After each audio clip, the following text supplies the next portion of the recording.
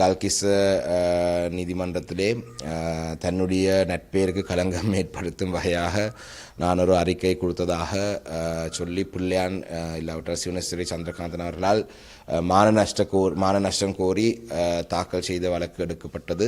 அந்த வழக்கு எதிர்வரும் 8ஆம் மாதம் 18ஆம் தேதிக்கு புதிய தேதி அறிவிக்கப்பட்டிருக்கு. கடந்த அமர்வின் பொழுது புள்ளியான் அவர்கள் வராத காரணத்தினால் 50,000 தண்ட பணம் வழங்கப்பட்டது. நான் இன்று சட்டத்தரணிகள் பேசி இந்த 18ஆம் தேதிக்கு ஒரு தேதியை குறித்திருக்கிறார்கள்.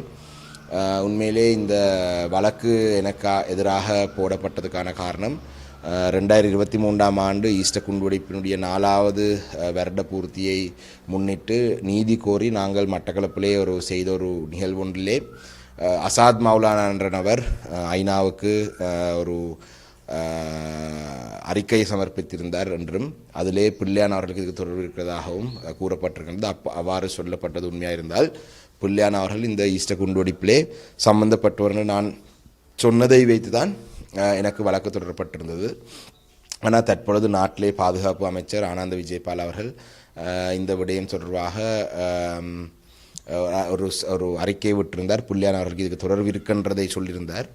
அந்த வகையிலே இந்த விடயம் மிகவும் விரைவாக விசாரிக்கப்பட வேண்டும். நேற்றைய தினம் ஏப்ரல் 21ஆம் தேதி ஈஸ்டர் குண்டுவெடிப்பு நடந்து 6 வருடங்கள் பூர்த்தியான நிலையிலே அதுக்கு பிரதான சூத்திரதாரிகள் யார் என்றதை அறிவிக்கிறதாக ஜனாதிபதி அவர்கள் சொல்லியிருந்தாலும் கூட நேற்றைய தினம் வரைக்கும் புள்ளியானை கை செய்கிறதை தாண்டி வேறு எதுவும் நடக்கவில்லை. அசாத் மௌலானாவுடைய அந்த வாக்குமூலத்திலே வைத்துதான் புள்ளியானை கைது செய்திருக்கிறார்களா இருந்தால் அவர் இன்னும் பல விடயங்களை சொல்லியிருக்கிறார். குறிப்பாக முன்னாள் நீதி அமைச்சரை பற்றி பல குற்றச்சாட்டில் முன்வைக்கப்பட்டிருக்கின்றது. பசில் ராஜபக்சவரை எப்படி நீதித்துறையை தலையிட்டார் என்று குற்றச்சாட்டு முன்வைக்கப்பட்டது. சட்டமா அதிபர் திணைக்களுக்கு எதிராக முறைப்பாடு அதாவது குற்றம் சுமத்தப்படுகின்றது. இந்த விடயங்களையும் ஆராய வேண்டும். அதே போல தான் பாராளுமன்றத்திலே நான் பேசிய ஒரு உரை ஒன்று 2024ஆம் ஆண்டிலே இப்போ சமூக வலைத்தளங்களூடாக தெற்கிலே வேகமாக பரவி கொண்டிருக்கின்றது. அதிலே சொல்லப்பட்ட விடயம் புள்ளியானை கைது செய்து விசாரித்தால் பல உண்மைகளை அறியலாம் என்று அந்த வேலை புள்ளியானை கைது செய்திருக்கிறார்கள்.